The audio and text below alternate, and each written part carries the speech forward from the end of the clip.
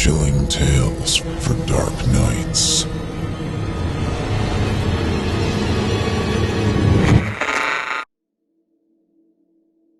The Experiment, a New Year's Eve ghost story by M.R. James, performed by Otis Jiry. The Reverend Dr. Hall was in his study making up the entries for the year in the parish register, it being his custom to note baptisms, weddings, and burials in a paper book as they occurred, and in the last days of December to write them out fairly in the vellum book that was kept in the parish chest. To him entered his housekeeper in evident agitation. "Oh, sir," she said, "whatever do you think? The poor squire's gone."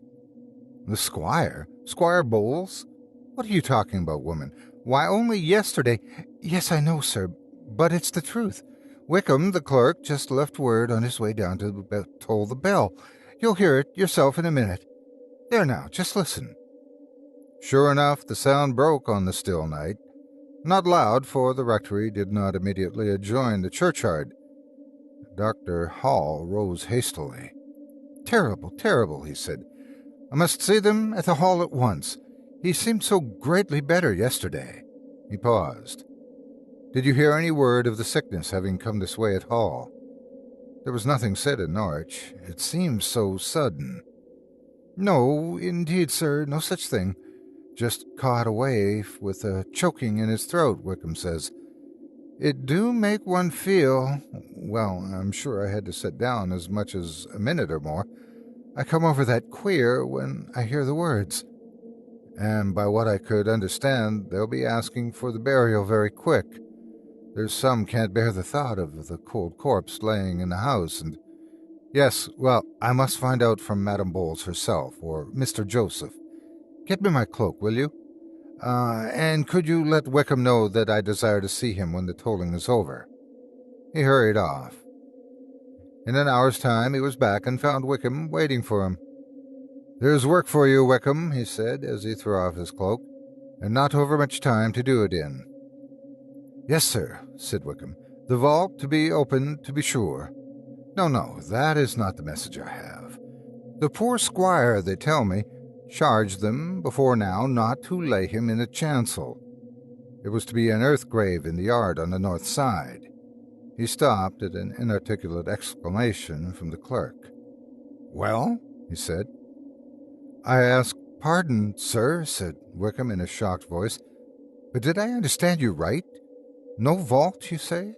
And on the north side? Why, the poor gentleman must have been a-wandering. Yes, it does seem strange to me, too," said Dr. Hall. "But no, Mr. Joseph tells me it was his father's, I should say stepfather's, clear wish, expressed more than once, and when he was in good health. Clean earth and open air. You know, of course, the poor squire had his fancies, though he never spoke of this one to me. And there's one other thing, Wickham. No coffin." "Oh, dear, sir," said Wickham, yet more shocked. "Oh, but that'll make sad talk, that will. And what a disappointment for Wright, too.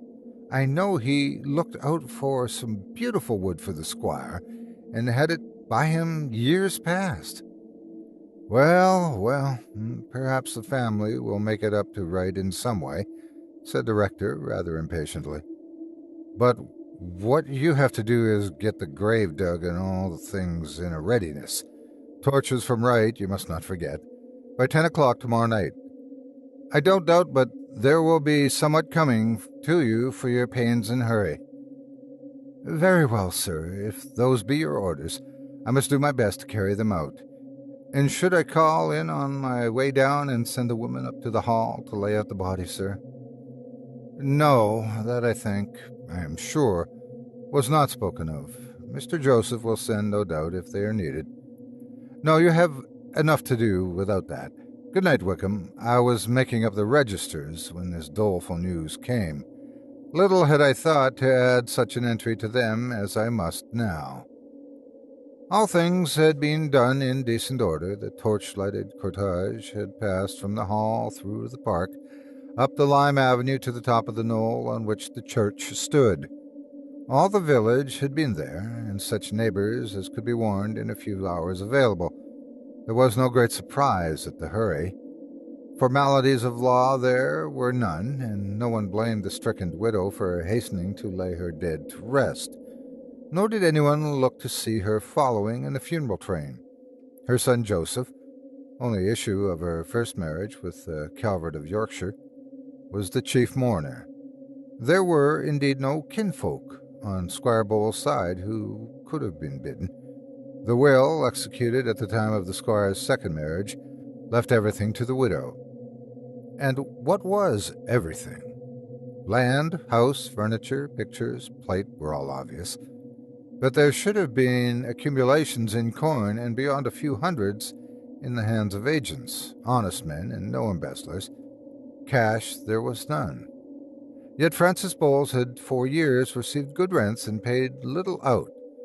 Nor was he a reputed miser. He kept a good table, and money was always forthcoming for the moderate spendings of his wife and stepson. Joseph Calvert had been maintained ungrudgingly at school and college. What then had he done with it all? No ransacking of the house brought any secret hoard to light. No servant, old or young, had any tale to tell of meeting the squire in unexpected places at strange hours. No, Madame Bowles and her son were fairly nonplussed, as they sat one evening in the parlor discussing the problem for the 20th time. "You have been at his books and papers, Joseph, again today, haven't you?" "Yes, mother, and no forwarder." "What was it he would be writing at, and why was he always sending letters to Mr. Fowler at Gloucester?" "Why, you know he had a maggot about the middle state of the soul. 'Twas over that he and that other were always busy. The last thing he wrote would be a letter that he never finished. I'll fetch it. Yes, the same song over again.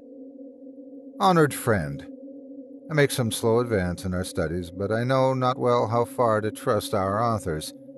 Here is one lately come my way who will have it that for a time after death the soul is under control of certain spirits, as Raphael, and another whom I doubtfully read as Neris, but still so near to this state of life that on prayer to them he may be free to come and disclose matters to the living.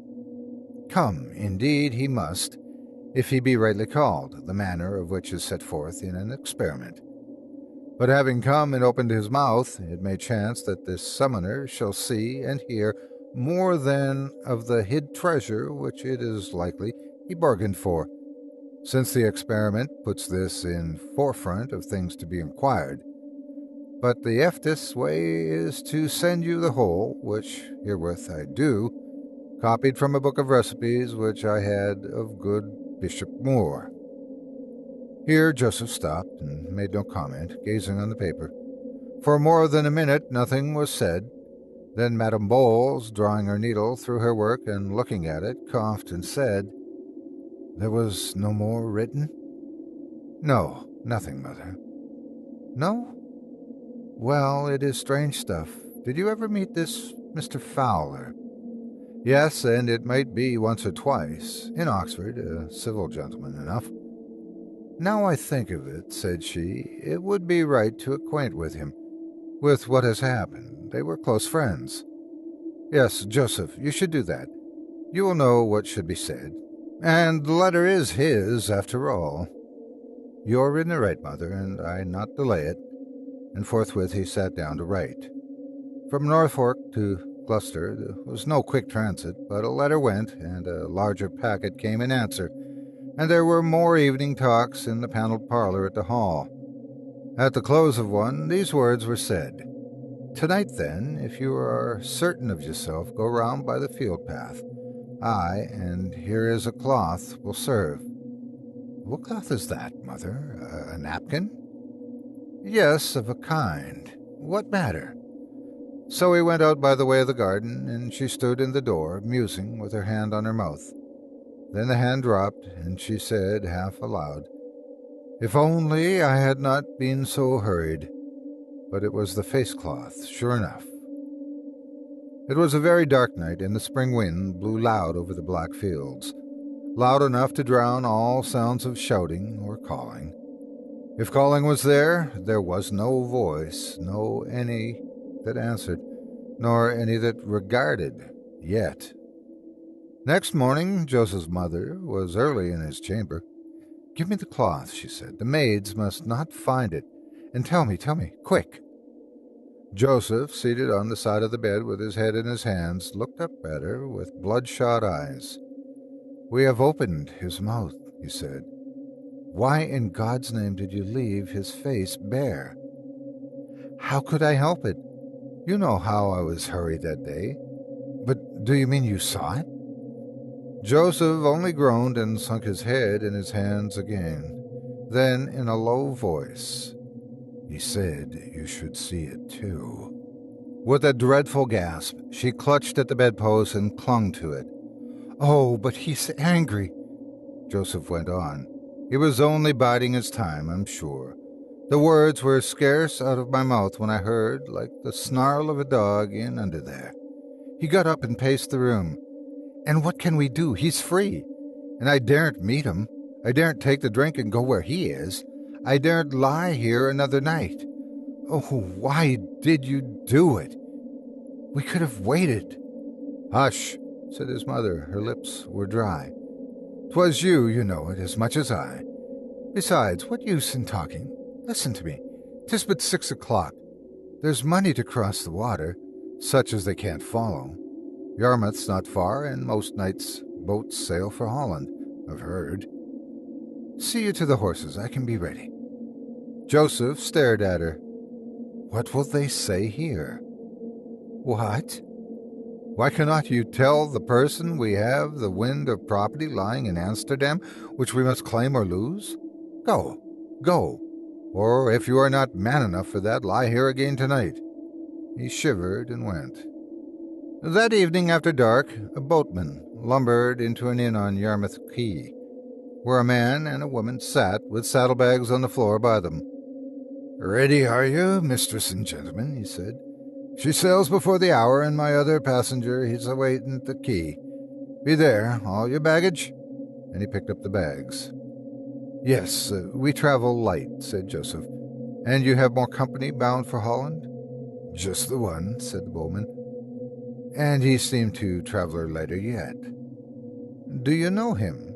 said Madame Bowles. She laid her hand on Joseph's arms, and they both paused in the doorway. "Why, no, but for all he's hooded, I'd know him again fast enough. He have such a curious way of speaking, and I doubt you'll find he know you by what he said. Go you and fetch him out, he say, and I'll wait him on here, he say. And sure enough, he's a-comin' this way now." Poisoning of a husband was petty treason then, and women guilty of it were strangled at the stake and burnt.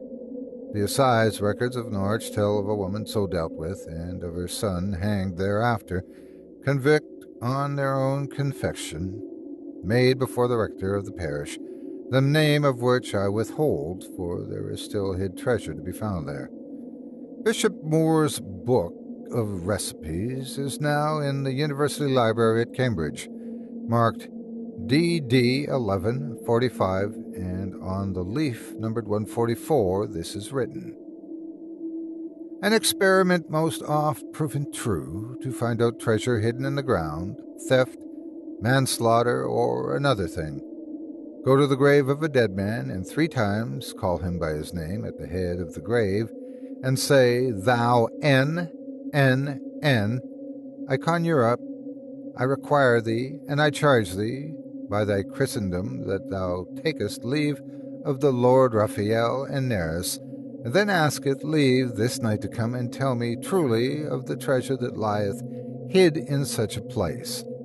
Then take of the earth of the grave of the dead body's head, and knit it in a linen cloth, and put it under thy right ear, and sleep thereupon.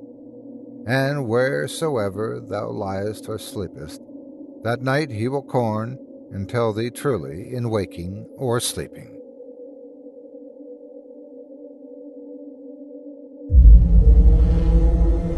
Tales for Dark Nights.